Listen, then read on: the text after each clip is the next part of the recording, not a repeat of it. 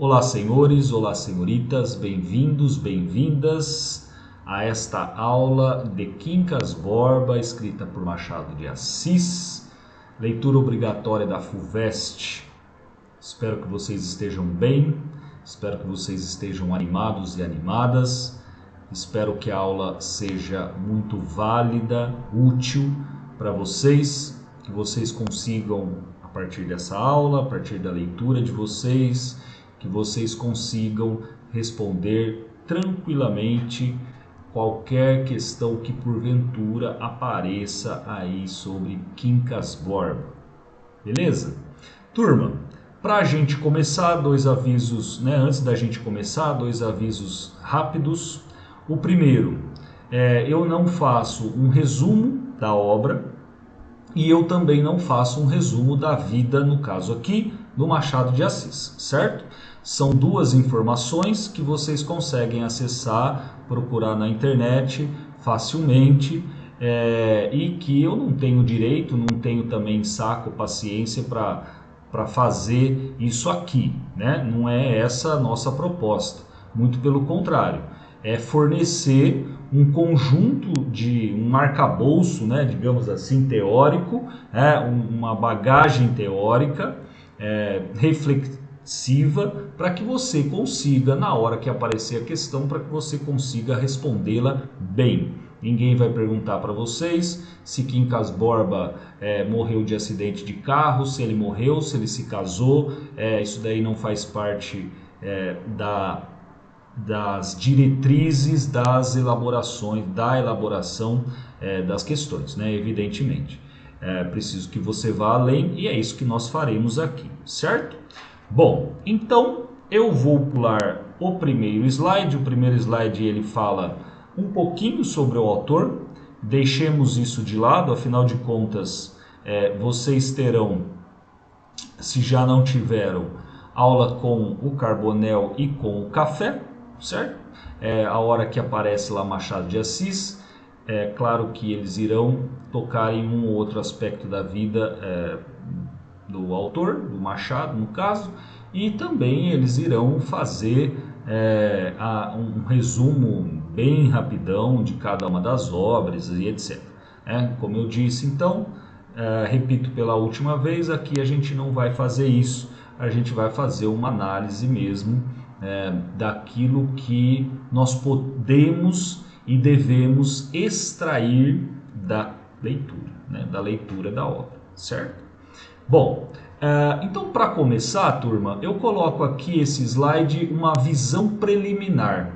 O que eu quero dizer com essa visão preliminar é tentar situá-los no Quincas Borba, né? Tentar situá-los para que você faça a leitura e já tenha algumas chaves, tenha algumas ferramentas mesmo, para que você faça uma leitura um pouco mais tranquila, conseguindo entender aonde o nosso Machado quer nos levar, certo?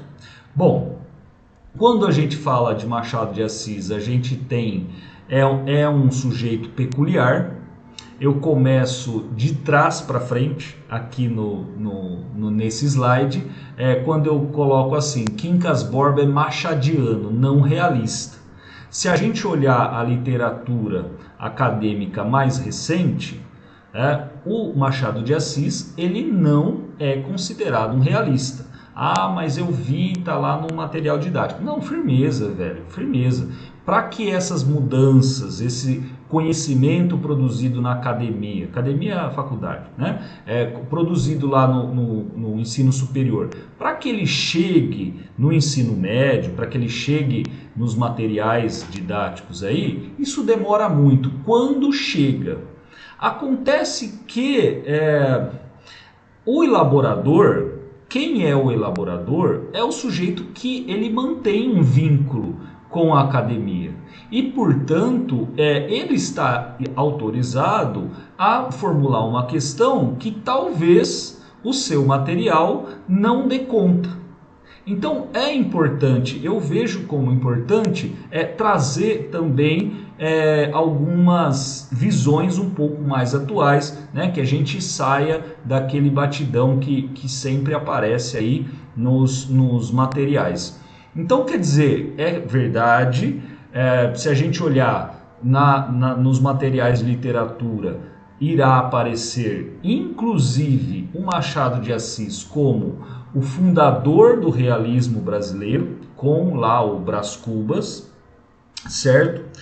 Porém, tenha em mente que falou em Machado de Assis, ou falou em qualquer obra de Machado de Assis, estamos falando de um ser, estamos falando de uma obra particular, que tem certas peculiaridades que não podem ser aplicadas simplesmente a um contexto estético, né? No caso, o realismo. Se nós pegarmos o realismo, e eu vou falar isso um pouco mais detidamente ao longo da apresentação, se a gente pegar as características realistas, você consegue perceber que as obras de Machado não se encaixam completamente dentro desse padrão, né? Não tem como.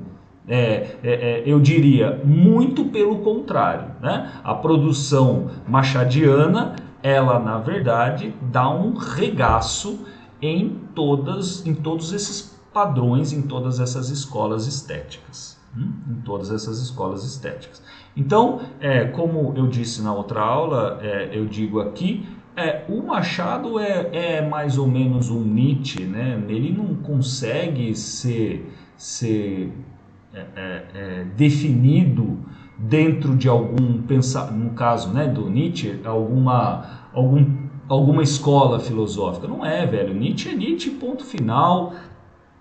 Batalha é batalha, ponto final. Não dá para você colocar. São sujeitos que transcendem a essas gavetas, né, que nós, para que possamos organizar o nosso pensamento, a gente acaba fazendo. Não é o caso do Machado de Assis. Não é o caso de Machado de Assis, e eu já começo a me justificar aí a partir do primeiro tópico. Narrador, né? Narrador em terceira pessoa. Então nós temos basicamente praxe, já meio clássico afirmar o seguinte: olha, o Machado tem 3 obras muito importantes. Brás Cubas, como nós falamos, Memórias Póstumas, Brás Cubas, depois você tem o Quincas Borba e depois o Dom Casmurro. Quincas Borba, portanto, ele está no meio de 2 obras cujo narrador é em primeira pessoa. Brás Cubas é Brás Cubas falando, certo?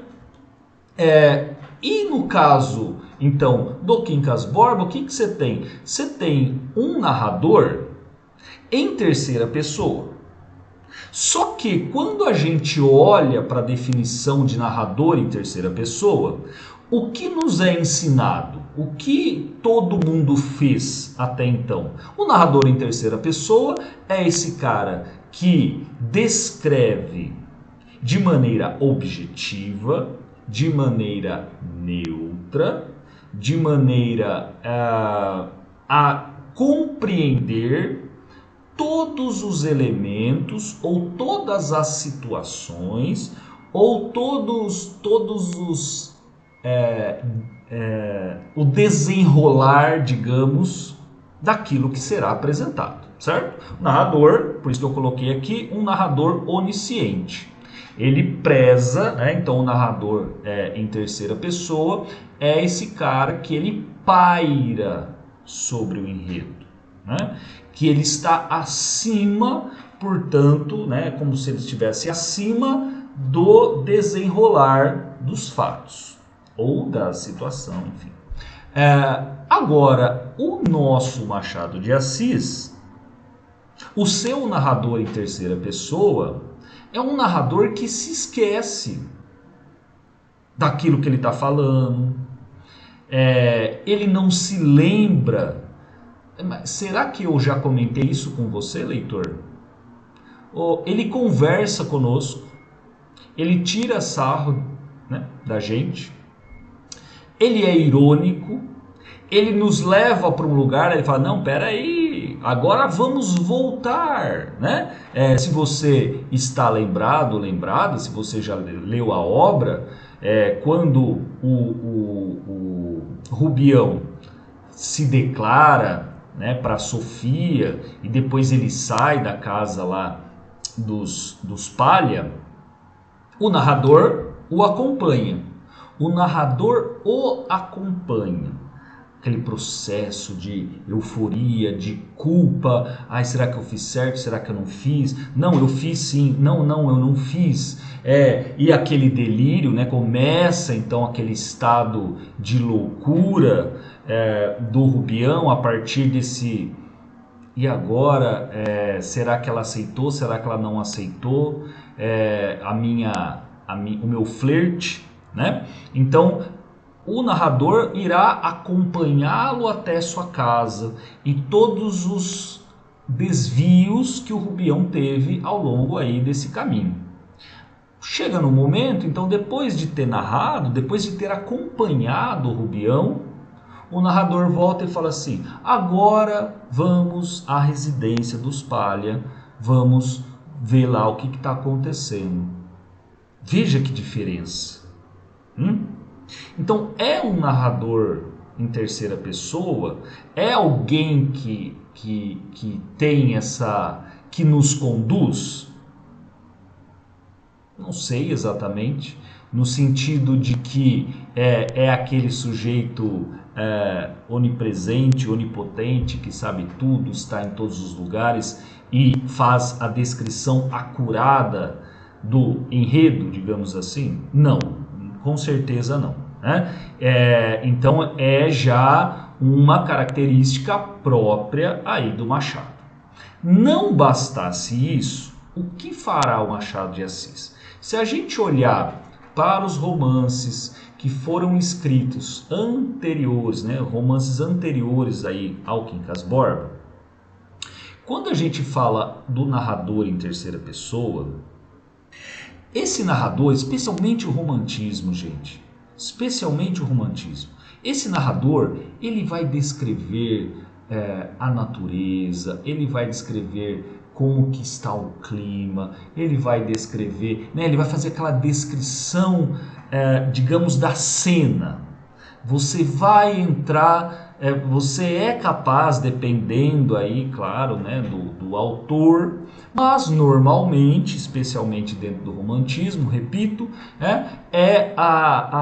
o narrador ele vai fazer uma descrição maravilhosa, ele vai te levar para dentro da cena de maneira assim muito detalhada, né? Esse narrador. No caso do Machado de Assis, o narrador, seja ele em primeira, em terceira pessoa, né? Mas estamos falando só aqui, quem é esse narrador, né? Do Machado de Assis? É um cara, uma entidade, digamos, que ela não vai se preocupar com uma narrativa daquilo que é objetivo, daquilo que é externo à própria consciência das personagens. Então, você vai ter um processo de interiorização da narração. O que eu quero dizer com isso? Coloquei aqui no segundo tópico. As personagens, elas são personagens esféricas, são personagens que têm uma profundidade psicológica muito grande. E que, portanto, o Machado de Assis ele dará um enfoque muito maior, mas muito maior, àquilo que a personagem quer fazer, deseja fazer, as sensações, os sentimentos que essas personagens têm. Se você olha lá para o romantismo, as personagens elas são aquilo que elas são. As ações das personagens representam aquilo que elas são. As ações das personagens, elas refletem o interior delas. Então, se eu lá no romantismo coloco fogo oh meu Deus, na casa do pai da Ceci, que eu esqueci o nome, se você coloca fogo lá, né, na casa do pai da Ceci, você é mau e ponto final. Por quê? Porque uma ação, ela, de novo, ela sempre representará a moral, a psique, o psiquismo lá da personagem. Não é o caso do Machado de Assis. E por quê? Porque no caso do Machado de Assis, as ações, embora elas pareçam boas, a intenção dessas ações, elas não refletem essa bondade, né? Então, vocês devem estar acostumados e acostumadas a isso. Quer dizer, permitir até um certo ponto o flerte de Rubião para com Marcela. Então, Marcela, não sei porque que eu tô com a Marcela na cabeça, a Sofia, né? A Sofia permitir até um certo ponto esse flerte do Rubião, não é porque ela está interessada, é porque interessada aí em Rubião. Ela tem sim outros interesses que não coadunam, né, que não se identificam ao desejo, digamos, de dar uns pega no Rubião. Não é isso. É outra coisa, né? É outra coisa. Então, acho que essa visão preliminar, ela já nos ajuda. Ou seja, para ler o Quincas Borba, deixemos a ingenuidade de lado, deixemos a rapidez com que a gente costuma ler os romances românticos e vamos com calma e vamos saboreando, na verdade, cada uma das passagens e ver o que por trás aí daquilo que é dito ou escrito na obra, o que significa, certo? Bom, vamos avançar aqui. Essa obra, ela está circunscrita dentro daquilo que a historiografia brasileira chama de modernidade capenga. Eu fiz aqui, turma, eu arredondei as datas, né? A obra, então, Quincas Borba é escrita, ou melhor, as ações, a história, Quincas Borba, está sendo contada entre esses 20 anos, de 1860 a 1888. O que estamos vivendo nesse período? O que aquilo que é conhecido como modernidade capenga. E o que é essa modernidade capenga? São as contradições brasileiras que senhor Claudinho, senhor Osmar já explicaram para vocês com muito mais detalhes do que eu farei aqui, né? Então, o Brasil está vivendo aquela lei do ventre livre, ele está vivendo um processo que daqui a pouco vai levar à República, ele está vivendo uma ascensão de uma classe que até então era politicamente inexpressiva, que é a burguesia. Essa burguesia, economicamente, ela tem já algum peso, né? Ela já tem algum peso, mas politicamente ela ainda não faz nada, né? Ela é inclusive rechaçada, ela é inclusive tirada de canto pela nobreza.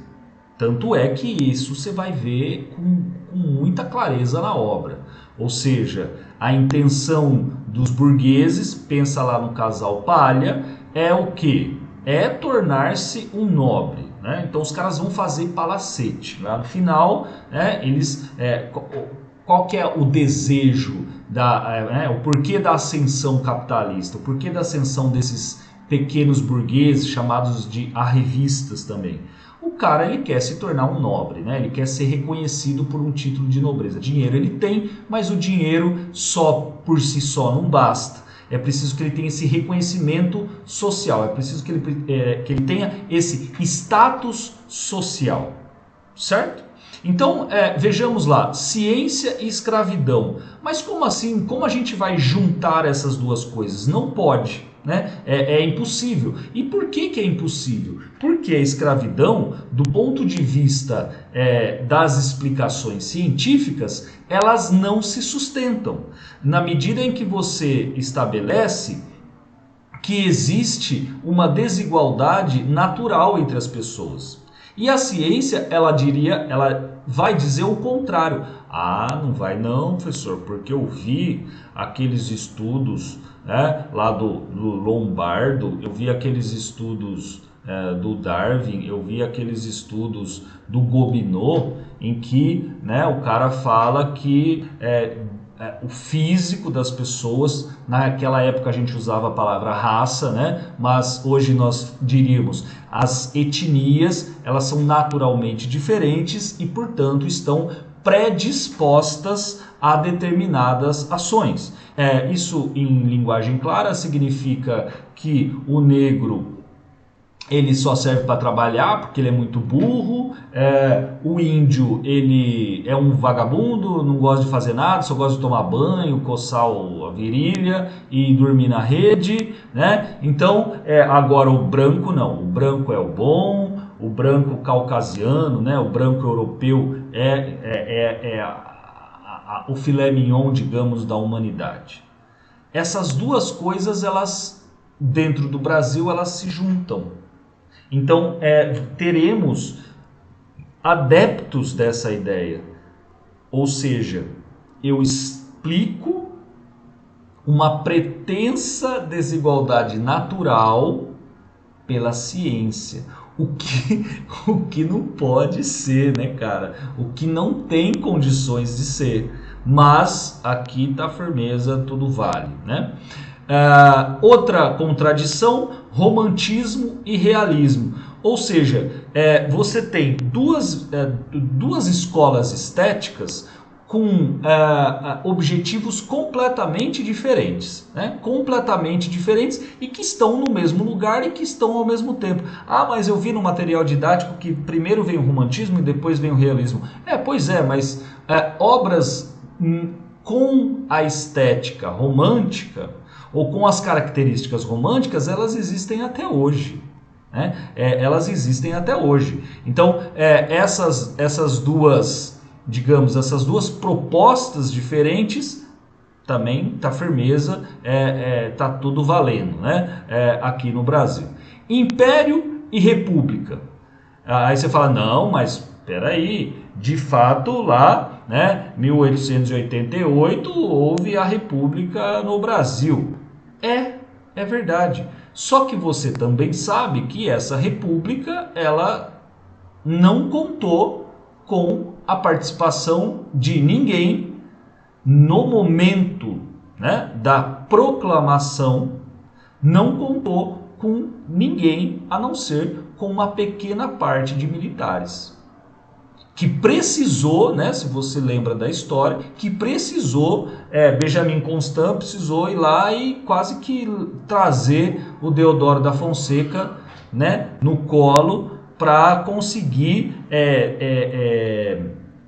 legitimar frente àquela parte, né, de chamados dos tropeiros militares, né, aquela parte que participava da guerra e tal, para conseguir legitimar o movimento, para conseguir legitimar o golpe. Por quê? Porque se não tivesse lá, só não tivesse, né, essa figura do Deodoro da Fonseca, só os alferes alunos, que faziam parte dessa camada não reconhecida socialmente pelos militares, não teria fôlego. Quer dizer, poderia, né, Benjamin Constant e tudo mais, poderia chegar e dizer, ó, a partir de agora república, mas não seria, digamos, ele não conseguiria convencer, né, o restante da população. Você sabe muito bem que quem estabelece a república né, são os militares, embora você de fato tenha existido ao longo, né, da década de 80 do século XIX uma insatisfação cada vez mais crescente. Só que uma insatisfação que por si só não seria capaz do golpe, né? Certo? Ademais, a gente pode pensar que a República não foi tão pública assim, né? Então, tudo bem, continuemos. Latifundiários e burgueses. Essa ideia de latifundiários e burgueses, ela também se dissolve, né? Quer dizer, se dissolve não, ela se junta aqui no Brasil. Então, você tem lá os grandes cafeeiros, que estabelecem um trabalho escravo, que tem ao longo do tempo, então depois da República, você vai ter um trabalho, digamos, assalariado, mas que se parece muito com um trabalho servil, e ao mesmo tempo que esses caras, né, são coronéis, ao mesmo tempo que esses caras têm todas essas características, eles também pensam como burgueses, na questão da produção voltada para o lucro e esse lucro de exportação, certo? Então você tem uma mistura aí, né, de elementos mercantilistas e elementos capitalistas. Você pode pensar também os grandes cafeiros de um lado e essa classe de comerciantes, de banqueiros, de investidores na bolsa, de agiotas. Eu estou pensando na angústia. E aí, né, você pode pensar também nisso como classe. Quer dizer, esses dois estratos sociais, eles estão também presentes na obra. A ideia da herança e do mérito. Então, até o período do Império, o que você tem, a riqueza, ela é passada por meio das heranças, então a riqueza ela é passada de mão em mão, ela é entregue de mão em mão, o que contraria a ideia de mérito, que será um dos porta-vozes assim, dos militares, né? A ideia de meritocracia. Então, se você se lembra, o dinheiro que o Quincas Borba ganha é um dinheiro pela herança de um tio que morreu. Se você se lembra do Brás Cubas, também ele dirá, nunca precisei vou parafrasear, eu nunca precisei me esforçar, então nunca precisei suar, né? O suor da minha testa nunca foi necessário para eu ter o que eu tenho. Ele também nasceu em berço de ouro. E se você lembrar, finalmente, essa herança que era do tio do Quincas Borba, passa ao Quincas Borba e depois do Quincas Borba passa ao Rubião. Então cadê o mérito? Esse mérito como algo que deve, aliás, a riqueza que vem do trabalho. Mas que trabalho? Não tem trabalho, né? Não tem trabalho, não tem que colocar a mão na massa. Em suma, a obra ela se passa em Barbacena, Rio de Janeiro, né? Então é esse processo que leva a gente pode pensar nesse sentido, quer dizer, Quincas Borba vai contar a história da saída de Barbacena e a chegada ao Rio de Janeiro. Então, da saída de um ambiente arcaico, provinciano, latifundiário, escravocrata, romântico, e a chegada no Rio de Janeiro, que representa o oposto. Então, nossa, aqui só vai ter ciência, aqui, então o realismo, a estética realista, nós teremos a República, ou então as pessoas mais, digamos, mais cultas, entendidas como mais livres, teremos a burguesia com os seus teatros, com a sua agilidade de pensar o mundo e de agir no mundo, e nós teremos finalmente o mérito. Então, quer dizer, as pessoas no Rio de Janeiro, aquelas que enriqueceram, elas enriqueceram porque mereceram tal enriquecimento. O que a gente sabe e o que a gente vai ver que isso, de fato, não é verdade, né? Não é verdade.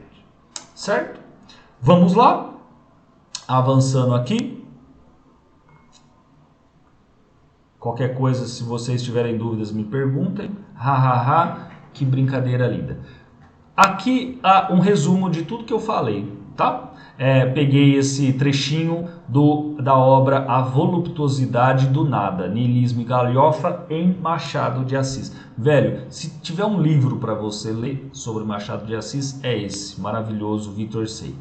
A periférica cidade de Barbacena apresenta economia ligada a formas de produção estabilizadas e quase estagnadas. Vida cultural e social sem atrativos, hábitos arraigados que cultivam a convivência íntima e invasiva entre as pessoas. Velho, Drummond e Tabira, certo? Se você quiser lembrar e fazer as relações. Inclusive pode aparecer também. De outro lado, a cidade do Rio de Janeiro apresenta o dinamismo comercial e financeiro dos centros econômicos ligados ao mundo. A vida cultural é levada com educação e elegância. A vida mundana é marcada por sociabilidades de salão, sem intimidades, mas constantes e proveitosas. Então, imagina que Quincas Borba sai de Barbacena, com todas essas características que nós falamos no slide anterior, e aqui resume, né? Muito bem, e chega em um lugar que a sociabilidade é de salão, ou seja, é tudo aparência, não tem intimidade, mas os relacionamentos eles são constantes. Então, assim, eles têm que ser cevados, né? Cevado é uma expressão estranha, mas eles têm que ser alimentados diariamente, esses contatos, né? Para que você se torne... pensa uma celebridade de YouTube, de Instagram, que o cara tem que postar todo dia alguma coisa, fazer um story de sei lá o que, para tornar-se conhecido. Tem que ser constante e proveitoso, ou seja, tem que ter uma intenção muito clara. E essa intenção muito clara é ganhar alguma coisa em cima. Eu não vou fazer nada de graça, né? Essa é a ideia. Bom, aqui então esse slide para mostrar, resume muito bem aquilo que eu falei há pouco. Ó, Machado... Ainda nos aspectos históricos, Machado discerniu que nosso pitoresco, né? Pitoresco, gente, exótico, interessante, né? No sentido de ser interessante, de ser diferente e tal, que nosso pitoresco, nossa cor local era uma expressão usada pelos românticos. Vamos trazer a cor local à literatura, né? Vamos exibir a nossa cor local. Essa cor local, essa expressão deveria estar com aspas, cor local é aquilo que tem o brasileiro de próprio, certo? Aquilo que o povo brasileiro tem de próprio. Então, voltemos aqui. Machado de Assis discerniu que nosso pitoresco, nossa cor local e nossa originalidade estavam no funcionamento estrambótico. Estrambótico doidão. Estrambótico e disparatado da moderna civilização ocidental num país escravista, periférico, atrasado. Isso, sendo tratado com humor e comicidade, era também posto como melancolia e ruína, formando assim um problema de fundo de extrema relevância. Turma do céu! Guarda isso, faz meia hora que a gente está falando disso. Disso o quê? Então, que o Machado de Assis, ele está trazendo para nós ele está tornando público, não explicitamente, porque ele exige de nós inteligência, ele está trazendo implicitamente como pano de fundo esse funcionamento do Brasil, né? Olha lá, um defunto estrambótico. Aqui era um estudo do Brás Cubas especialmente, né? Mas eu peguei porque faz todo sentido a gente colocar aqui também. Veja, né? Você vai ter lá no Brás Cubas, você vai ter no Dom Casmurro, você vai ter no Quincas Borba, essa ideia que o Brasil é um mix de absurdidades que normalmente não se juntam, não dá, por definição são colocar água e óleo. Não, no Brasil funciona, no Brasil é assim que as coisas são. E é isso que o Machado de Assis vai fazer, né? Esse humor, essa comicidade, ela está na ironia, mas também ele vai ter essa melancolia e essa ruína. E por que vai ter a melancolia e a ruína? Porque, ao fim e ao cabo, a visão que o Machado de Assis tem do ser humano é uma visão pessimista. É uma visão pessimista, né? Até aí não tem como a gente fugir, né? Não tem. Ele entende o ser humano como um sujeito egóico, né? Egoísta mesmo, e que só está afim e só procura pelos seus próprios interesses. Se ele tiver que comer o outro, ele vai comer, né? Ele vai comer. E ponto final, né? E ponto final. Então não há nenhum tipo de otimismo. Lembrando, Machado de Assis ele vive até 1908, né? Acho que é isso, 1908, 1906. Portanto, alguém que viu a República nascer, mas que já junto com Lima Barreto, o Lima Barreto a gente vai estudar também, junto com Lima Barreto já viu que não ia dar certo. Não ia dar certo, essa república aí não vai trazer melhorias em hipótese alguma, porque o problema não é concreto, no sentido de ser, não é histórico, o problema é humano, né? O problema não é o império, não é a república, não é o capitalismo, não é o feudalismo, não é o socialismo, não é o comunismo. O problema está na psique humana, portanto o problema é da natureza humana, né? Desse egoísmo humano, né? Essa insociabilidade, ou seja, aparentemente nós somos super bonzinhos uns com os outros, mas ao fim e ao cabo o que a gente quer saber é o que a gente vai ganhar com tal coisa, né? Com tais ações. Certo? Muito bem, avançando, let's go, vamos aqui entrar na obra. Não, ainda não. Eu falei para vocês, a gente não vai fazer resumo da obra, né? A gente vai fornecer um quadro bem acurado aí de onde está o Quincas Borba. Bom, para a gente entender, deixemos então o aspecto histórico de lado, acho que já ficou claro, estamos aqui há 35 minutos falando sobre ele. Vamos lá no humanitismo. Humanitismo. Vamos ler o primeiro slide. Joaquim Borba dos Santos, o Quincas Borba, o náufrago da existência. Quem é este sujeito? Etimologicamente, a gente vai fazendo um processo de volta à origem do nome Joaquim e a gente tem o elevado de Deus. Ah, gente, fantástico, né? O elevado de Deus. Joaquim Borba dos Santos, o Quincas Borba, então ele vai significar o elevado de Deus. Pergunto a vocês, será que Quincas Borba é assim tão elevado? O cara morre louco, né? O cara morre louco, sem maltrapilho. Mas ele não pode ser? Não, é uma galhofa, né? É uma brincadeira que o Machado de Assis está fazendo conosco, né? Lembra lá da comicidade, do riso, do humor, que pode até... Então é essa a ideia, né? Morre desvairado o Quincas Borba. E o Quincas Borba, né? Por que eu estou trazendo esse nome? O Quincas Borba, ele é um filósofo. Ele é um filósofo que apareceu lá na obra do Brás Cubas e que aparece, claro, novamente aqui no Quincas Borba. Esse Quincas Borba, não o cachorro, porque teremos também, né, o Quincas Borba cachorro, que é inclusive cachorro do próprio Quincas Borba. Ah, não entendi. Gente, leia o livro, facinho, né? Leia o livro. Quincas Borba tem um cachorro chamado também Quincas Borba. Bom, esse Quincas Borba, não o cachorro, o homem, ele é um filósofo, ou pelo menos ele se vê e se reconhece como tal. E ele é um filósofo convicto. Ele, inclusive, criou uma filosofia chamada humanitismo.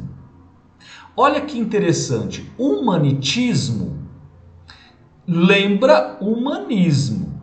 Se você pegar o humanismo, aquele do Renascimento, a partir do século XV e XVI, do finalzinho do século XV e o início do século XVI, o que é o humanismo?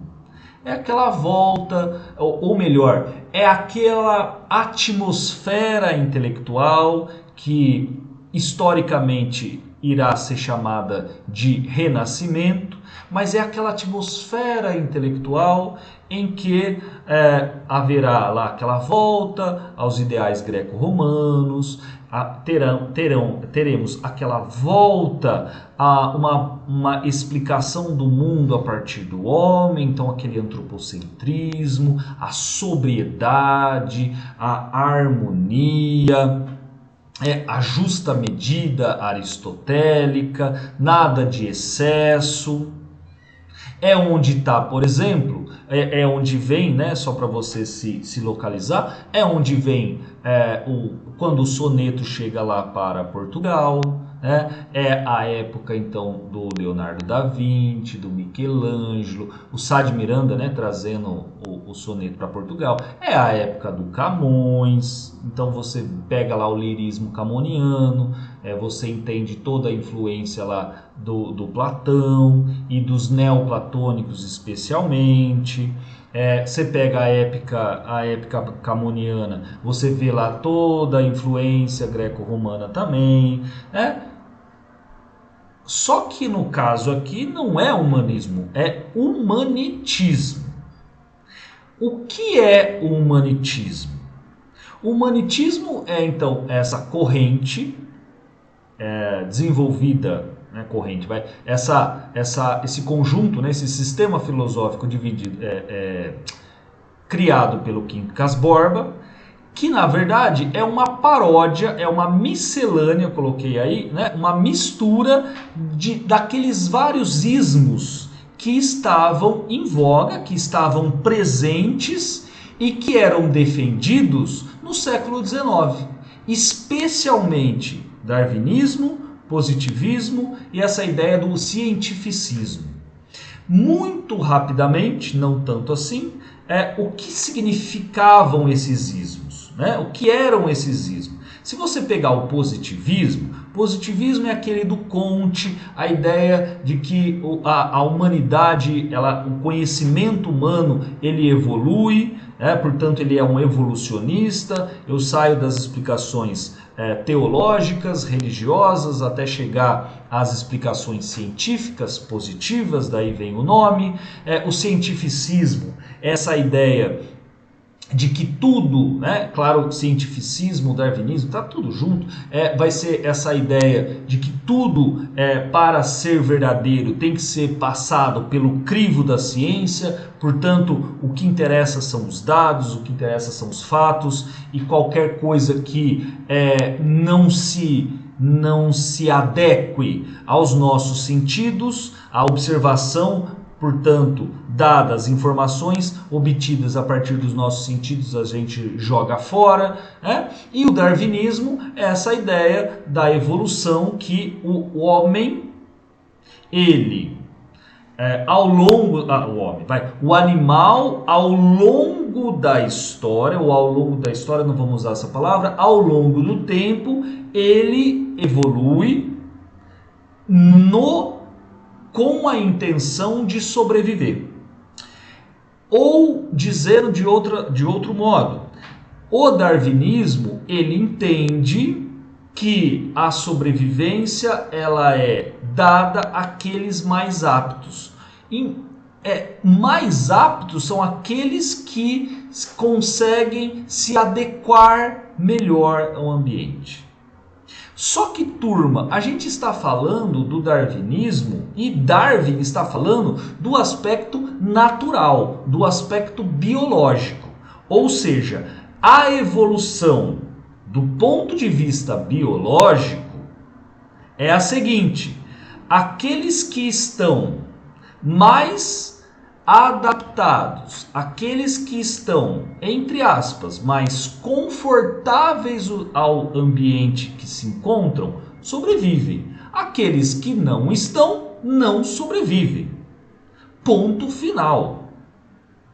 Quer dizer que a evolução, ela significa simplesmente a manutenção da espécie, mas não um progresso de algo pior para algo melhor. Não é um avanço no sentido de uma melhoria qualitativa. Não, velho, não é. É dado o ambiente, aqueles animais que naturalmente estão mais predispostos que têm certas características que o ambiente exige, vão sobreviver. Ponto final. Né? A gente pode pensar isso do ponto de vista biológico, né? Um exemplo muito rápido conosco. Quer dizer, se você pegar suecos, poloneses, alemães, dinamarqueses, enfim, e pegar essa turma toda e colocar lá no deserto do Saara, ou colocar aqui no Mato Grosso do Sul, lá em Cuiabá, mano, morreu. Não tem ar-condicionado, não tem ventilador, coloca no sol lá, morreu. Enquanto os negros não. Os caras são... Então, do ponto de vista darwinista, os negros estão mais bem adaptados ao ambiente. Ponto final. Só que, como todos nós sabemos, se criou um negócio chamado darwinismo social. O darwinismo social é esta apropriação da ideia de Darwin, do mais bem adaptado, do mais forte, para a esfera social. Quer dizer, então, que o darwinismo social, ele vai dizer o seguinte: ora, aqueles que o mais forte, aquele que mais trabalha, aquele que mais se empenha, aquele que mais isso, mais aquilo do ponto de vista social, aquele que entende melhor o jogo, né? Que tem mais o trato social, que entende mais o feeling da sociedade, serão aqueles que sobreviverão. E o humanitismo, ele vai se basear justamente nessa ideia. De forma caricata, desloca o darwinismo, originalmente do campo da biologia, para o campo social. Né? De forma caricata, porque não pode ser um filósofo. Por que não pode ser filósofo? Porque ele está dizendo: aos vencedores, a batata. As batatas. Ao vencedor, as batatas. Não, desculpa, não é aos vencedores, porque só existe um vencedor, né? Então, a guerra é uma condição necessária, sine qua non. A guerra é uma condição necessária para manutenção e evolução da espécie. Essa é a ideia, certo? Então, quer dizer, até para nos ajudar a entender, né? Ajudar ao senhor Rubião, que ele é mais ou menos ele é meio chucrão, né? Ele tem uma deficiência intelectual, ele não consegue entender muito bem as coisas, vai lá, né? Tanto que o Quincas Borba chega lá e fala assim, seu ignaro, você é um ignaro, fala 2 vezes ainda, você me permite, porque nós temos super amizade, né? Então você é um ignaro, né? Você é um inculto, você é um bestão. E aí o Quincas Borba vai falar assim, eu vou te explicar, né? O humanitismo, ele significa o seguinte, imagina que você tenha 2 tribos que estão famintas, mas só existe um saco de batatas. E só existe uma quantidade para alimentar uma das tribos. E aí, velho, e aí que você tem que... e aí que você, para que consiga sobreviver, você tem que matar o outro. Ao matar a outra tribo, então quando uma tribo ela destrói a outra, ela come as batatas. E ela se alimenta e isso permite que ela vá além. Certo? Por isso, ao vencedor, as batatas. E quem não vence? E os perdidos? Não, dirá Quincas Borba. Aos que perderam, né, aos perdedores, compaixão ou desprezo. Não interessa. Interessa a visão do vencedor. Interessa a visão daqueles que comeram a batata. De novo, eu pergunto a vocês, aqueles que venceram no Quincas Borba, eles tiveram que lutar? Eles tiveram que trabalhar? As batatas que pertencem às pessoas na sociedade do Rio de Janeiro, naquelas condições que nós dissemos, elas tiveram que batalhar? Não, né?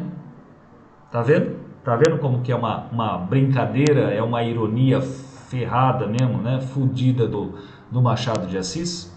Ela é completamente falha. Por quê? Porque as pessoas que têm dinheiro, as pessoas que têm poder, elas não batalharam pelas batatas. Elas receberam heranças, elas receberam grana a partir da escravidão, né? A partir de tomar o outro ser humano como meio e como instrumento para se enriquecerem, né? Como meio para o enriquecimento. Então não pode ser. Como que uma filosofia vai enxerga, né? Pode enxergar o homem como um meio para se atingir um fim que não humano? Não tem condições, não pode ser. Né? Não pode ser. Então esse é o humanitismo que vai ser desenvolvido aí pelo Quincas Borba e que, num certo sentido, vai ser ligado, né? Vai ser de fato apresentado e tornado realidade no final da obra, né? No final da obra. Por que eu estou dizendo isso? Bom, olha que legal. A própria citação aqui do Quincas Borba lá na Memórias Póstumas. Para entender bem meu sistema, concluiu ele, não importa não esquecer nunca o princípio universal, repartido e resumido em cada homem. Olha, a guerra, que parece uma calamidade, é uma operação conveniente, como se disséssemos o estalar dos dedos de humanitas. Alguns dizem humanitas, então, né? Não vejo diferença. A fome, e ele chupava filosoficamente a asa do frango. Quem está falando isso é o Brás Cubas, lá no Brás Cubas. Gente, presta atenção nisso aqui, não desanima não, porque é maravilhoso, você vai responder fácil depois a hora que aparecer no vestibular. Ele chupava filosoficamente a asa do frango. Continua o Quincas Borba. A fome é uma prova de que a humanitas submete a própria víscera. Mas eu não quero submete a própria víscera. Mas eu não quero outro documento da sublimidade do meu sistema, senão este mesmo frango. Então ele está dizendo assim, olha, o meu sistema filosófico ele é foda, ele explica tudo, mas eu vou usar um exemplo. Basta esta asinha de frango que está aqui comigo para você ver a importância, ou melhor, o conteúdo de verdade presente no humanitismo. Pega lá, né? Senão este mesmo frango nutriu-se de milho que foi plantado por um africano, suponhamos, importado de Angola. Nasceu esse africano, cresceu, foi vendido. Um navio o trouxe, um navio construído de madeira cortada no mato por 10 ou 12 homens, levado por velas que 8 ou 10 homens teceram, sem contar a cordoalha e outras partes do aparelho náutico. Assim, este frango, que eu almocei agora mesmo, é o resultado de uma multidão de esforços e lutas, executados com o único fim de dar mate, né, de dar fim, com o único fim de dar mate ao meu apetite. Aí você fala, nossa, parece super coerente. É verdade. Não, não é coerente. É uma puta brincadeira, ironia que o Machado de Assis está fazendo. Veja, quem tem poder? Tá bom, Quincas Borba em relação ao frango. E aí o Quincas Borba diz, olha, resumindo, tudo o que foi necessário para que esse frango esteja aqui. E o Machado de Assis é tão maravilhoso, né? E ele chupava filosoficamente a asa do frango. Você consegue dar até risada. Tamanha a ironia do sujeito. Então você chega e fala assim, olha, esse frango, quantos, né? Então negros que fizeram, que plantaram milho e depois o que precisaram fazer para construir o navio e blá blá blá, para que eu esteja aqui. Beleza, você é esse vencedor então, mas o que tanto que você teve que se esforçar para ser?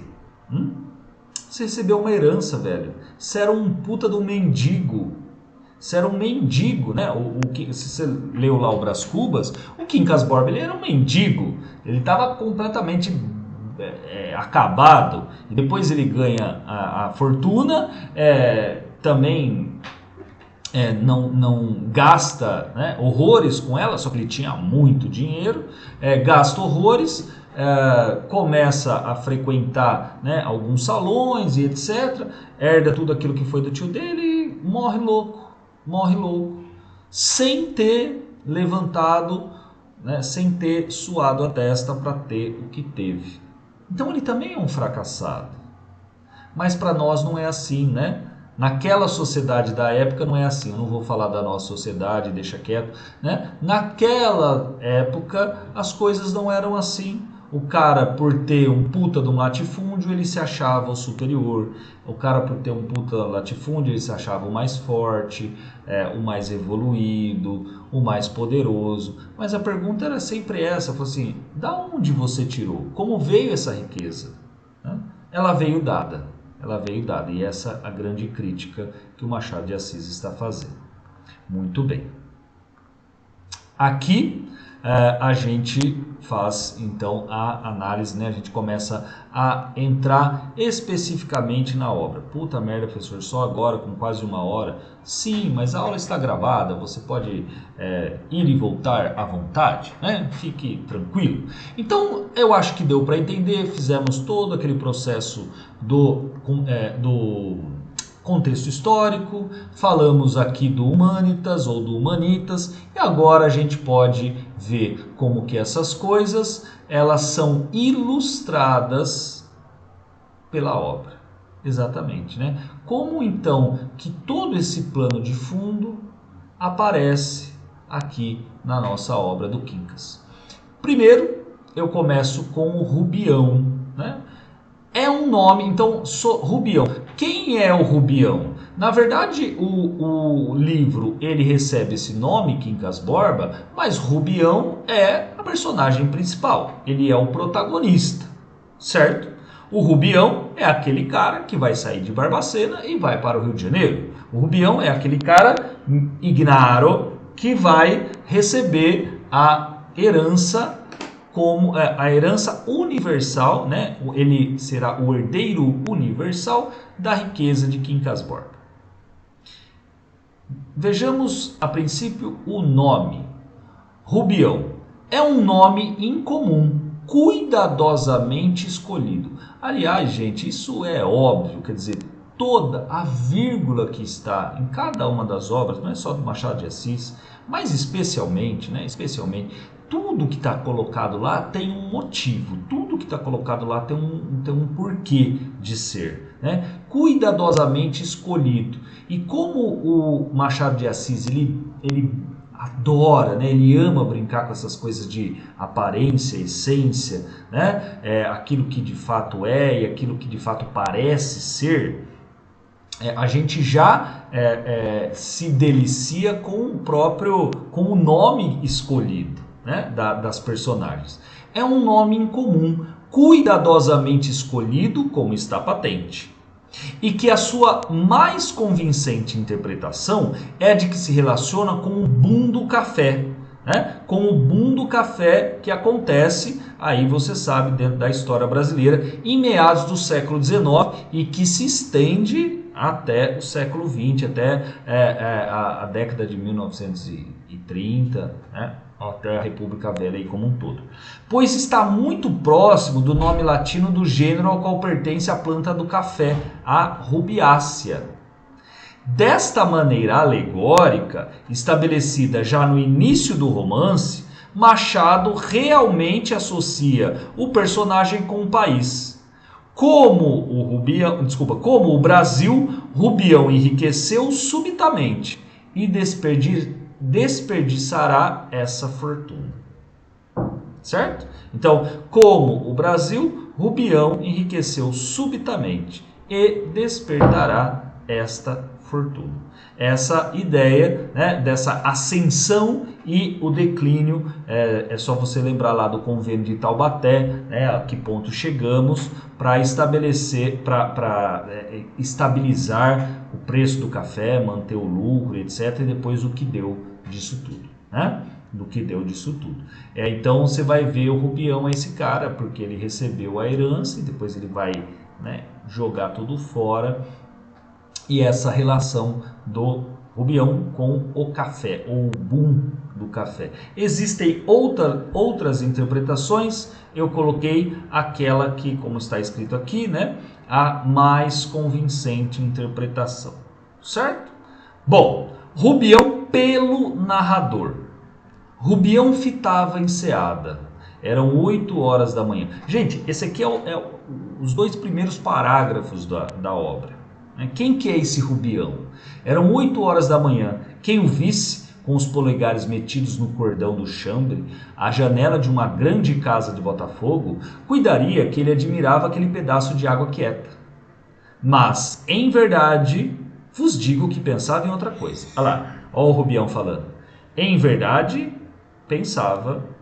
vos digo que pensava em outra coisa. Então parece que ele está assim, né, olhando aquele pedaço de água quieta, né? Então ele está olhando a enseada e tal. O narrador fala, não tá, não. Cotejava o passado com o presente. Cotejava é comparável. Cotejava o passado com o presente. Que era um ano, professor. Que é agora capitalista. Olha a diferença, turma, né? Olha a diferença. Olha para si, para as chinelas, umas chinelas de Tunis que lhe deu recente amigo Cristiano Palha. Para a casa, para o jardim, para a enseada, para os morros e para o céu. E tudo, desde as chinelas até o céu, tudo entra na mesma sensação de propriedade. Rubião, então ele era professor, ele recebe essa herança e torna-se capitalista. Essa sensação esta mudança qualitativa no ser de Rubião provoca nele essa sensação de pertencimento. Olha lá, é tudo meu, né? Ele olha e fala, isso aqui é tudo meu. Imagina a sensação de poder que ele está naquele momento. E aí vai dizer o próprio Rubião. Vejam como Deus escreve direito por linhas tortas. Aquele velho ditado, né? Que aqui nessa época não é tão velho assim. Vejam como Deus escreve direito por linhas tortas, pensa ele. Se Mana Piedade tem casado com Quincas Borba, apenas me daria uma esperança colateral. Aqui eu acho que vale a pena, né? Uma volta propriamente ao texto. Uma contextualização, um resuminho rapidão do texto. O que o Quincas está falando aqui, o que o Rubião está falando aqui, é que o Rubião ele se aproximou do Quincas Borba porque a sua irmã, né, a irmã de Rubião, chamada Piedade, ela se interessa, ou melhor, Quincas se interessa, né, pela sua irmã. E eles vão se casar, só que não dá tempo, ela morre antes. E aí, o que acontece? O Quincas Borba ele começa a adoecer, ele começa a ficar muito doente. O Rubião ele começa a ir todos os dias à casa do Quincas Borba, começa a cuidar dele, começam a fazer amizade. E é louco, né, cara? Porque se você pensar nisso, você fala assim, nossa, Rubião é uma pessoa super boa, mas olha aqui, o Machado de Assis passando um pé em nós, né? Passando rasteira em nós. Se Mana Piedade tem casado com Quincas Borba, apenas me daria uma esperança colateral. Quer dizer, quando lá ele morresse, talvez ele se lembre do seu cunhado. Ou, vivendo com a minha irmã, pode ser que eu consiga abocanhar alguma coisa desse bolo super suculento, né? Super gostoso. Não casou, ambos morreram. E aqui está tudo comigo. De modo que o que parecia uma desgraça... Turma, eu não cortei a frase. Eu não cortei o pensamento. Ele está aí. De modo que o que parecia uma desgraça, aí fica pra gente. Não foi uma desgraça. A minha irmã morreu, o meu amigo morreu e não foi uma desgraça. Afinal de contas, isso me trouxe todo esse dinheiro, toda essa posse. A janela, como ele fala aqui, a casa, o jardim, a enseada, os morros, o céu. Tudo é meu. Então, Deus está certo. Ele escreve direito por linhas tortas, né? Olha que maravilhoso. Maravilhoso, gente. Bom, só que o Rubião, ele é o contrário do capitalista.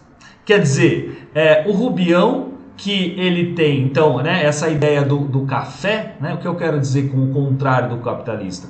O Rubião, ele se comporta de uma maneira contrária ao que faz o capitalista. Porque o capitalista, ele pega o dinheiro e transforma em capital. Esse capital é investido e tudo mais, para gerar mais capital. Ou melhor, para gerar mais dinheiro e assim, né, aquela bola de neve, capital, dinheiro, capital, dinheiro. O Rubião, ele tem uma fortuna, mas ele não tem capital. Ele pega todo esse dinheiro e ele gasta, ele dá dinheiro. Olha como que ele não entendeu o que é ser capitalista. Por quê? Porque ele nunca foi, né? Rubião investiu o capital, então aqui tem uma seleçãozinha muito legal dessa ideia do Rubião ser... não ter entendido, assim como ele não vai entender mesmo, né, o vencedor às batatas, ele não entende o capitalismo. Ou seja, o Rubião ele não entende o Rio de Janeiro. O Rubião ele está deslocado. Ele foi para um lugar, mas ele está absolutamente fora do seu habitat natural, né? Não é no Rio de Janeiro. Lá ele vai ser comido, né? Lá ele vai ser comido pelos grandes tubarões. Talvez se ele ficasse em Barbacena, firmeza. Então, né, esse darwinismo social ele vai funcionar aí, claro que ironicamente. Rubião investiu capital de 5 contos no jornal político Atalaia, dirigido pelo Dr. João de Souza Camacho, ex-deputado. Então, né, se você está lembrado, se você viu o livro lá, é isso que vai acontecer. Então, quem que é esse Camacho? O Camacho também é um advogado e que é um dos chupins, né? É um desses parasitas sociais. Essa expressão, né, que ficou aí bem conhecida, é um desses parasitas sociais que rodeiam lá o Rubião para pegar dinheiro, no caso do Camacho, para pegar dinheiro para investir no seu jornal. Na comissão organizada por Sofia para ajudar a população de Alagoas, que sofria com uma epidemia, subscreveu logo uma quantia grossa para obrigar os que viessem depois. Então, quer dizer, o que o Rubião fez foi bonito? Não foi bonito. Ele não estava preocupado em ajudar a população de Alagoas. Ele foi lá por quê? Porque para obrigar os que viessem depois. Então, assim, puta merda, né? Só que olha essa mentalidade do Rubião, né? Como que é uma mentalidade fora do capitalismo. Isso daí faz parte da nobreza, dos latifundiários, do império. Eu chego e eu dou uma quantia de, sei lá, 5 mil reais para alguma coisa. Eu sou o primeiro a dar essa quantia. Aí, se eu sou um nobre, eu vejo aquela quantia, se eu sou o próximo, né, a fazer a doação, eu tenho que fazer para manter o meu status e esperam isso de mim. Eu vou lá, se eu já vi 5 mil reais, não vai ter jeito, eu vou ter que dar 6 mil. Né? Então, o modus operandi da nobreza é assim, mas não é do capitalista. Se o capitalista puder não dar dinheiro e ainda fazer propaganda para que a sua empresa, a sua fábrica, qualquer coisa do tipo, seja lembrada, levada lá para Alagoas, nossa, melhor ainda. Né? Ou então o capitalista ele vai ajudar desde que a sua marca seja lembrada, seja levada lá, portanto ele faça propaganda. Não é o caso do Rubião. Ele dá lá uma quantia grossa, mas só para obrigar os outros. Então, será que ele é bom? Não, não é bom. Para um espantado moleque de recados que lhe trouxe um bilhete, deu 10 tostões, recomendando-lhe que quando precisasse de algum dinheiro, viesse procurá-lo. Cara, completamente fora. Ao barbeiro francês, que o deixou com os bigodes e a pera de Napoleão III, pagou com uma nota de 20 mil réis e com um gesto soberano dispensou o troco. Então aqui, né, você vai ter, não vou ler até o final, você terá diversos momentos em que mostra esse descompasso de Rubião e o Rio de Janeiro, ou de Barbacena e do Rio de Janeiro, ou então do caipira e da elite cultural, né? Da elite educada, erudita da nossa capital brasileira. Bom, continuando, falemos agora da morte do senhor Rubião. Poucos dias depois morreu. Não morreu súdito,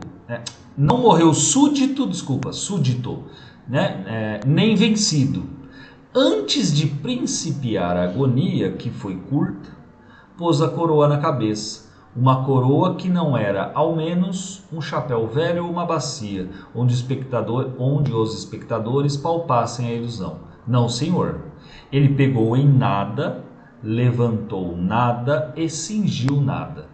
Só ele via a insígnia imperial, pesada de ouro, rútila de brilhantes e outras pedras preciosas. O esforço que fizera para erguer meio corpo não durou muito.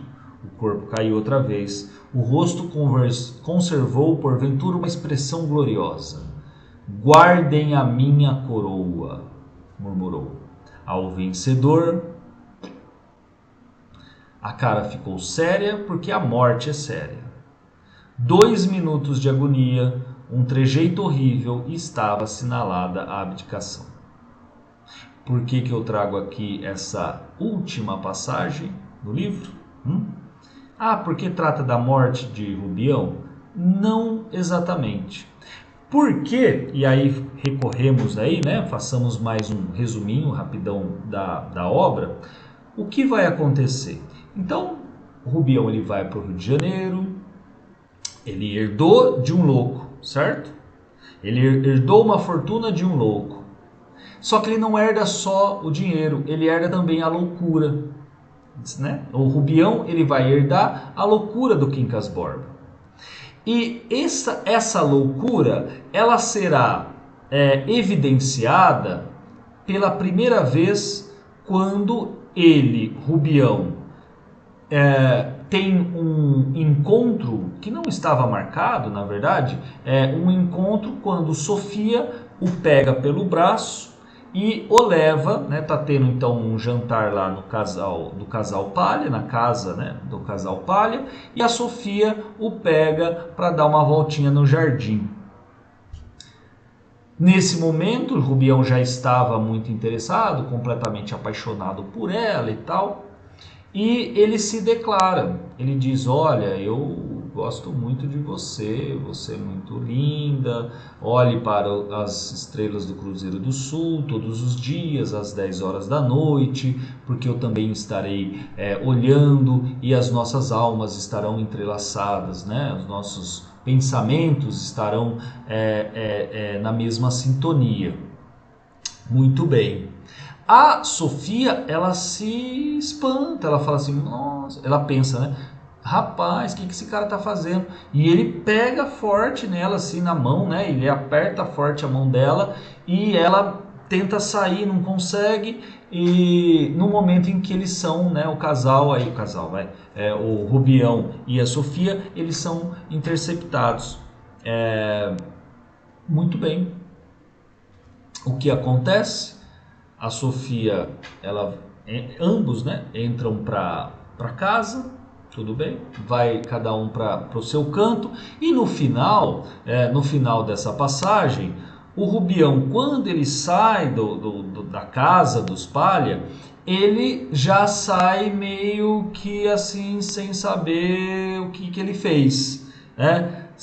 Ele sai sem ter a certeza de que se o flerte foi correspondido, se não foi correspondido, como que as coisas aí elas irão se desenvolver, se o que ele fez foi certo, se não foi, e ele vai passar inclusive por um processo meio que de delírio, ele já vai começar a ver algumas coisas diferentes nesse caminho que o leva até a sua casa. Como eu havia comentado lá no início, falando sobre o narrador, né, sobre o Machado ser machadiano, né, sobre Quincas Borba ser machadiano e não um realista, né? Bom, e aí ao longo da obra, em outros momentos, ele também, essa loucura, né, ou esses estados de alteração da consciência, eles serão cada vez mais frequentes. E em um deles, o mais emblemático, que eu chamo a atenção de vocês, é quando o Rubião ele quer de qualquer jeito se relacionar com a Sofia e ele começa a persegui-la. E em um dos momentos, né, em uma das cenas, a Sofia ela sobe num tilbury, que é um carro, uma carruagem, né? E o Rubião vai lá e entra. E a Sofia fala assim: não, Rubião, sai daqui, meu, não quero você, sai, Rubião, sai, né? Empurra. E ele fala assim: não me chame de Napoleão, me chame de Luiz. Para você, eu sou Luiz, porque você é a imperatriz. Velho, o que ele está falando? O próprio Rubião, ele confundiu o seu nome com o de Napoleão. Ele estava já se vendo como Napoleão III.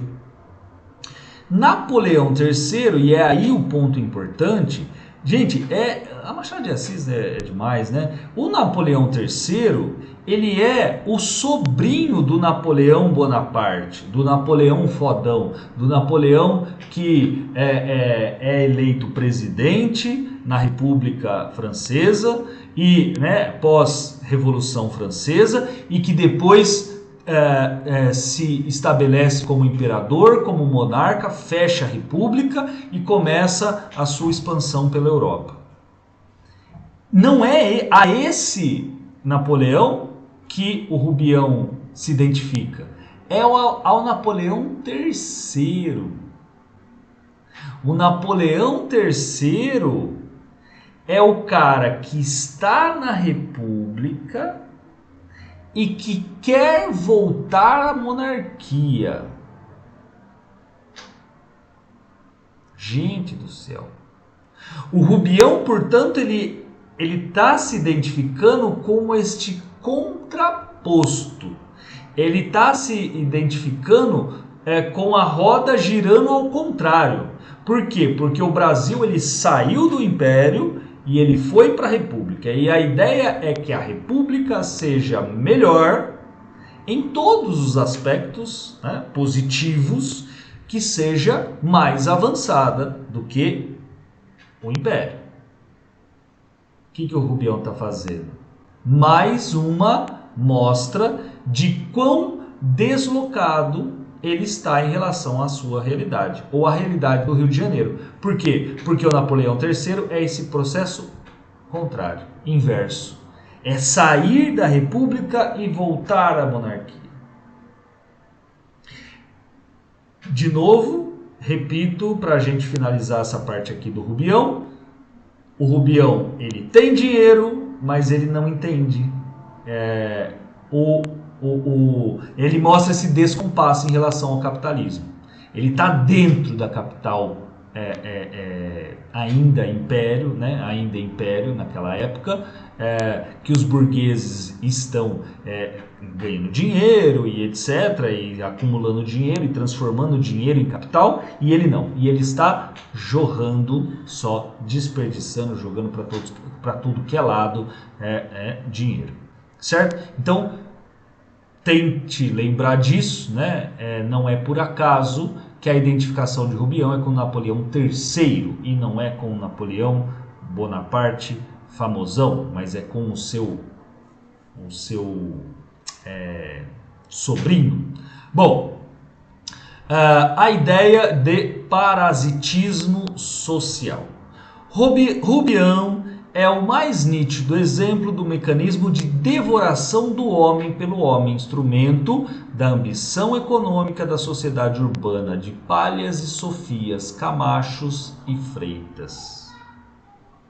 Tal qual os fracos e puros, é manipulado como uma coisa, exatamente por uma galeria de personagens terríveis, todos homens de corte burguês, de corte, né, de shape, forma, de corte burguês impecável, perfeitamente entrosados nos mores, nos costumes de sua classe e de seu espaço experiencial. Então, o Rubião ele é uma presa dentro dos Palhas, Sofias. Então ele se refere aqui, o Senna, ele se refere ao Cristiano Palha, a Sofia Palha, ao Camacho, que eu já comentei um pouquinho, então eu não comentarei. E quem que é o Freitas? Sobre os Palha a gente fala já já. Quem que é o Freitas? O Freitas é um parasita de mesa, digamos. Ele gosta de comer, ele come muito, ele já está meio velho. É alguém com quem Rubião se identifica pela idade e aí adora, né? Adora quando a presença do Freitas, porque o Freitas elogia tudo, elogia o licor, elogia a comida, elogia os charutos, e o Freitas não é tonto, ou melhor, o Freitas ele sabendo, né, como que se dão as relações dentro do Rio de Janeiro, então sendo aí perfeitamente entrosado nos mores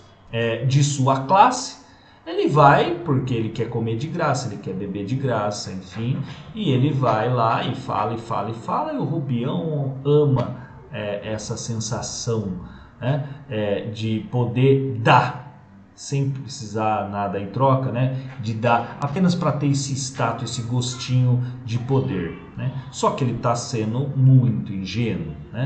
Ele está sendo muito ingênuo. Ele está sendo ingênuo. Ele é bonzinho? Não, ele não é, porque ele também quer, né? Ele também quer. Ele faz isso por questões egóicas, né? Ele dá todos os charutos, né? O Freitas vai lá e pega 7 charutos. Ele fala, não, leva mais, leva a caixa inteira. Ah, não, eu venho depois, um para cada dia da semana, né? Assim, porque ele gosta, né? Ele é egóico, ele gosta de tudo isso. Certo? Então, essa ideia de parasitismo social, ela é muito importante. Ele está num ninho de cobras lá, o Rubião.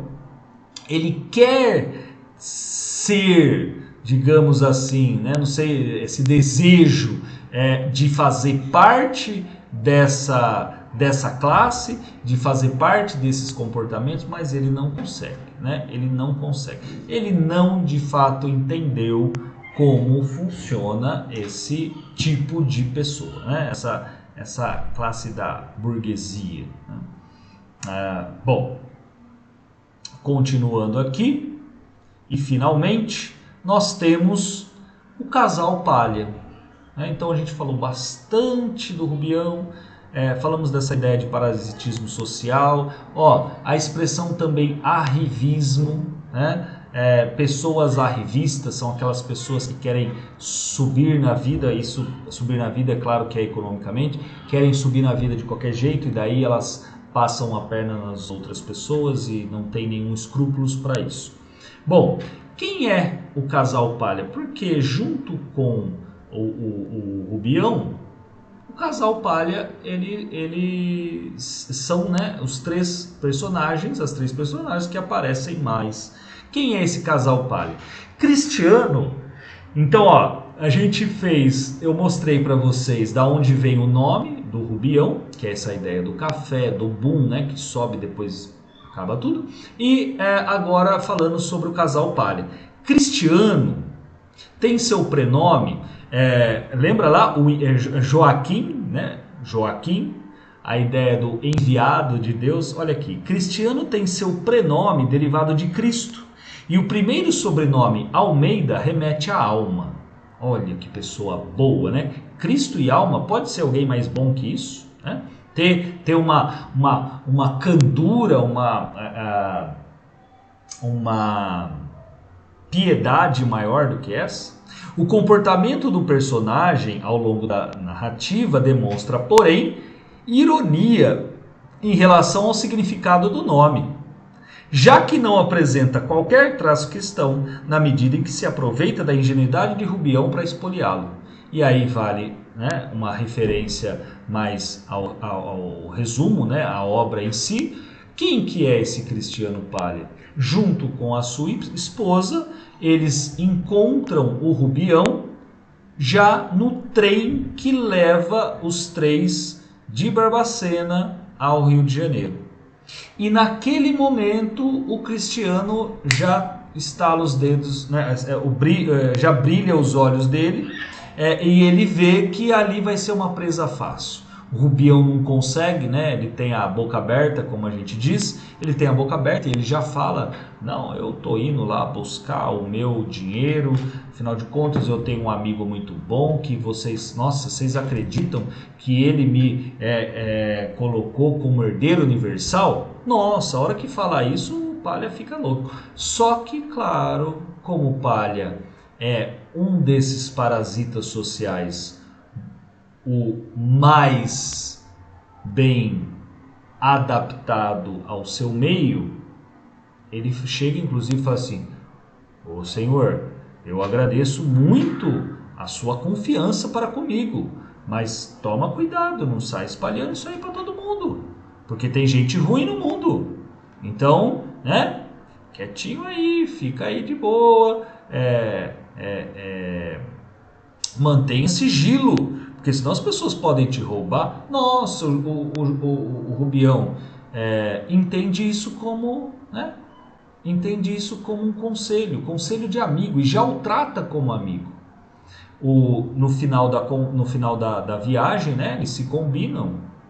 Venha me visitar, senhor Rubião, estou em tal lugar. Ah, mas nem precisa isso. O Rubião avisou onde ele ia ficar.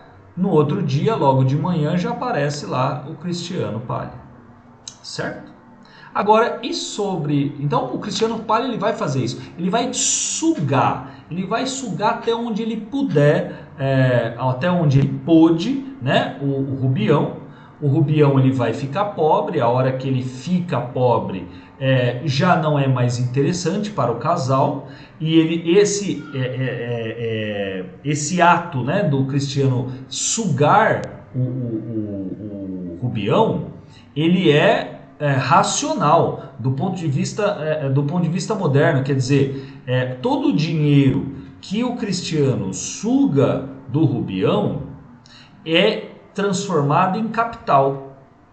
E ao contrário, né, repito pela última vez, do mesmo o Rubião, ele pega o dinheiro e ele joga. É dinheiro que se transforma em mercadoria, só, em objeto que compra e é usado. Agora, o Cristiano não, ele pega o dinheiro, investe esse dinheiro, portanto ele pega esse dinheiro e transforma em capital. O Cristiano, ele é um capitalista, ele é o exemplo do capitalista. E para o capitalista chegar onde ele chegou, ele tem que fazer o que ele faz. Ele tem que fazer o que ele fez. No caso, se aproveitar das pessoas. Se aproveitar. E aí, no momento então que o Cristiano, que o casal Palha se vê em uma posição da alta sociedade carioca, contando com a participação de políticos, de intelectuais, de artistas no seu palacete, afinal de contas o casal vai inaugurar um palacete. Lembra essa ideia do burguês que também ele precisa ser nobre, né? Essa ideia da nobreza, interessante, ele quer ter esse status social. Então ele vai construir um palacete e daí eles colocam o Rubião em uma clínica, um sanatório. O Rubião foge e depois vocês viram lá o que aconteceu. Certo? Então, comentando aí rapidamente sobre, fazendo um resumo rapidinho do Cristiano. E a dona Sofia? Olha lá, a irracionalidade do explorador, ou ainda a racionalidade do direito à crueldade, nossa, essa expressão é maravilhosa, a racionalidade do direito à crueldade, o avesso do esclarecimento, é galhofeiramente alusiva ao nome de Sofia, que significa sabedoria. Olha lá, Sofia, todo mundo sabe, filosofia, sabedoria. Sabedoria, gente, sabedoria, o saber mais elevado, o saber viver, viver bem, no sentido humano do termo. Esposa de Palha e musa de Rubião, a personagem em questão é marcada pela vaidade, interesse financeiro e forte dose de sensualidade. Atributos que só se aproximam do sentido de sabedoria em seu uso informal, uso cotidiano. Astúcia, manha, esperteza. Então, sabedoria é muito diferente de astúcia, de esperteza.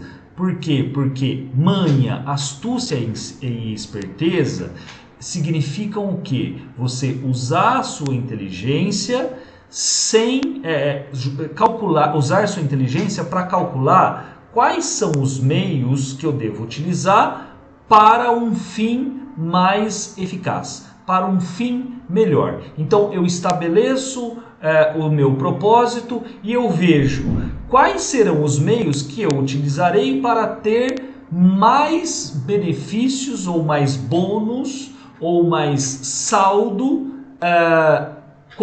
no meu fim, né? O que vai ser para mim mais, em resumo, aquilo que será mais lucrativo para mim. Isso a Sofia manja e muito bem. Ela tem uma inteligência para isso. Mas é claro que ela não tem essa inteligência, ou melhor, ela não tem esse saber do viver bem, ela não tem esse saber, ela não tem essa preocupação. Então assim, é mais uma cacetada que o Machado de Assis dá na nossa cabeça, né? Tirando sarro com o nome Sofia.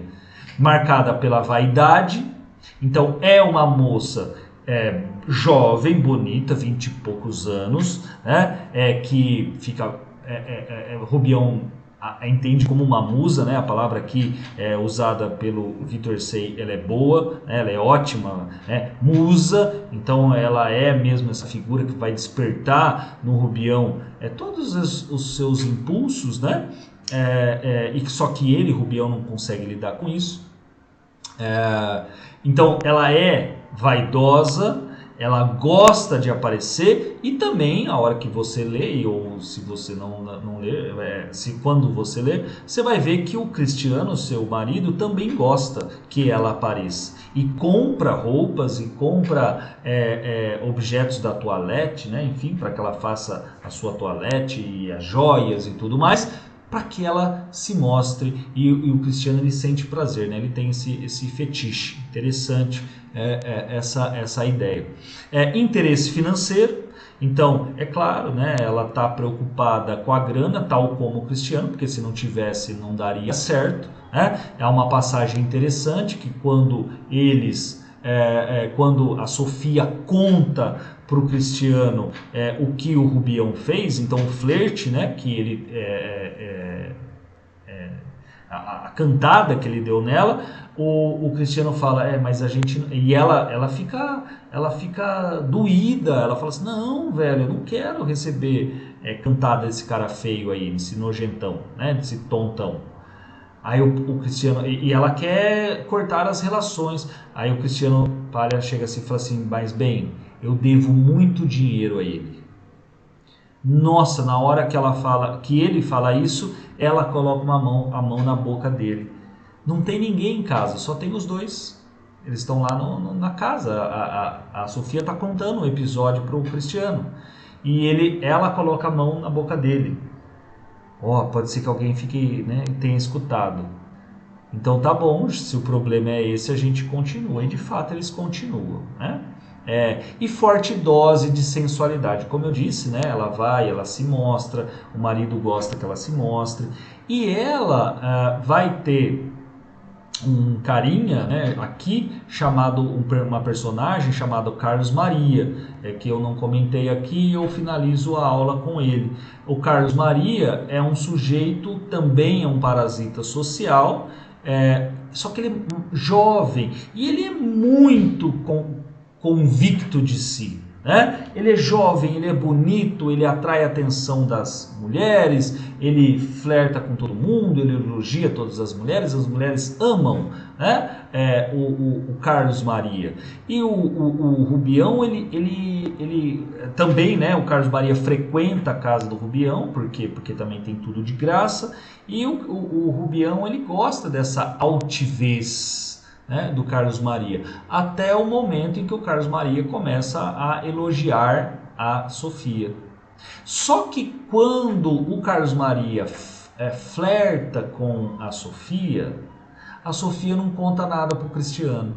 Isso é interessante. Por quê? Porque quando era o Rubião, ou no primeiro momento foi o Rubião. O Rubião foi lá e deu uma cantada nela. Ela foi imediatamente e contou lá para o Cristiano, né, para o marido. Então dá a entender, você fala assim, né? Como se você é se você não conhece Machado de Assis, está lendo pela primeira vez, você fala, nossa, essa mulher é muito boa, né? Ela é moralmente correta. Mas não porque né, depois você mais calejado, você vai ver que não é bem assim. Conforme você vai lendo, você vai ver que o Carlos Maria ele elogia, a Sofia fica interessada, ela quer, né, dar uns pega no Carlos Maria, mas o Carlos Maria também não está interessado nela, está interessado na Maria Benedita, que é uma prima da roça, que vai lá ter aula de piano e aula de francês, olha só, né, com a Sofia. A Maria Benedita, que não gosta do nome, é um nome feio e tudo mais, né, tem esse lance.